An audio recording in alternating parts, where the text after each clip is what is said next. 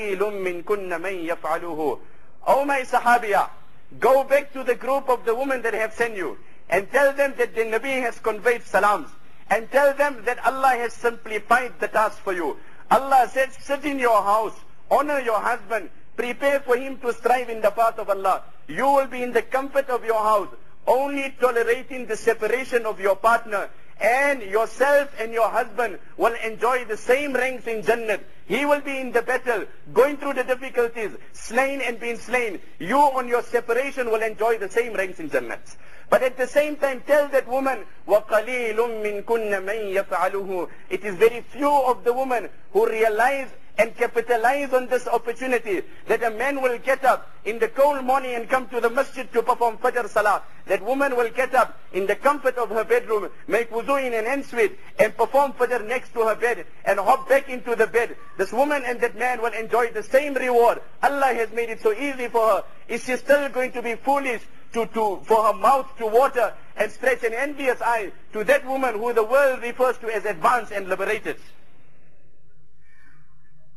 وَيَسْأَلُونَكَ عَنِ الْمَحِيضِ. There are so many instances. The Sahaba came to ask Nabi Kareem sallallahu alayhi wa sallam just to explain to you the moderation that Islam has adopted and the honor. One of the major issues that people question is with regards to inheritance when it comes to male and female. That Allah Ta'ala says, لِلذَّكَرِ مِثْلُ حَظِّ الْأُنْثَيَيْنِ, that the male will get double that of the female. And people say that this is again been unjust and it's been prejudice against that woman. Brothers, we must understand the factor that Islam considers in the distribution of the legacy or the inheritance of any person is taking into consideration that person who has dependence on him. Now the woman, she is at no stage responsible or liable for providing for herself, never mind her son or her husband or anyone. She is either the duty of her husband, and if the husband does not comply, the hadith of Abu Dawud says, كَفَى بِالْمَرْءِ إِثْمًا أَن يُضَيِّعَ مَنْ يَقُودُ. That husband who deprives his wife of her provisions, he is a perpetual sinner in the eyes of Allah, until he will not put, of course we're referring to necessities of life and not luxuries.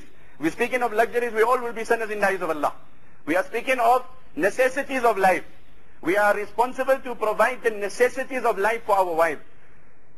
Either she is the daughter, she is the responsibility of her father, or she is the responsibility of her husband, or she is the responsibility of her brother.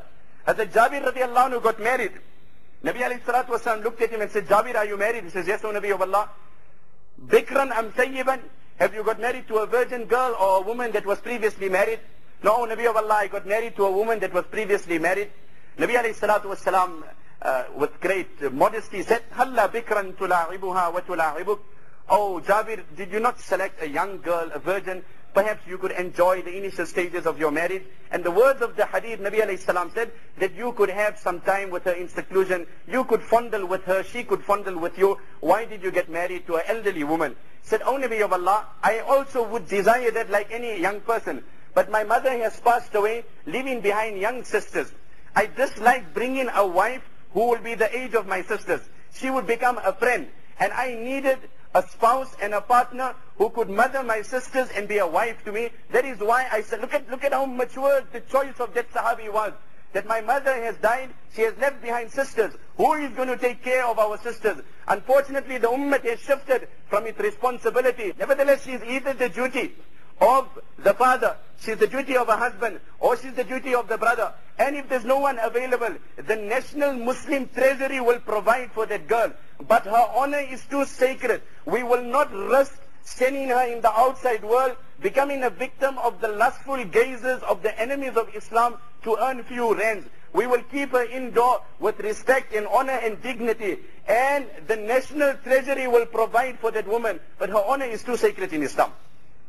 I end with one incident, just to explain and to highlight and illustrate the moderation that Islam has given. We find prior to Islam, speaking about the moderation in Islam and other divine religions, whenever a woman would experience her menstruation and her monthly cycle, then there was two different extremes between the Yahud and the Nasara. The Yahud would abandon the woman totally. For that period of time, no contact, no physical no verbal, no contact, that now she's impure, and they would distance themselves from that woman totally. On the contrary was the other extreme, and that was the Nasara, that they would enjoy all relation, even matrimonial relation with that woman during this period, which the Quran refers to as قُلْ هُوَ أَذَنْ فَاعْتَزِلُوا النِّسَاءَ فِي الْمَحِيضِ, that indeed that is filth, and abstain from the woman from that period of time. So we find the Yahud that had distant and abandoned that woman, while the Nasara engaged in everything, even matrimonial relation. Islam came with a moderate way that do not discard that woman, do not abandon that woman. Aisha radiallahu anha is with Nabi alayhi salam in Hajj, and then she experiences it. She starts crying that now I cannot make tawaf. Nabi alayhi salam consoles her, don't cry. هَذَا شَيْءٌ كَتَبَهُ اللَّهُ عَلَى بَنَاتِ آدَمَ. Aisha, what are you mourning and crying for? This is part of the plan of Allah, part of the system of Allah that Allah has put on that woman. Make sabr on this, Allah will give you great reward. This is the plan of Allah, and this is the test of Allah that will come on a woman. Allah has made it so easy for that period of time. Allah has made her salah maaf. A woman in Ramadan, her Ramadan is extended to 40 days.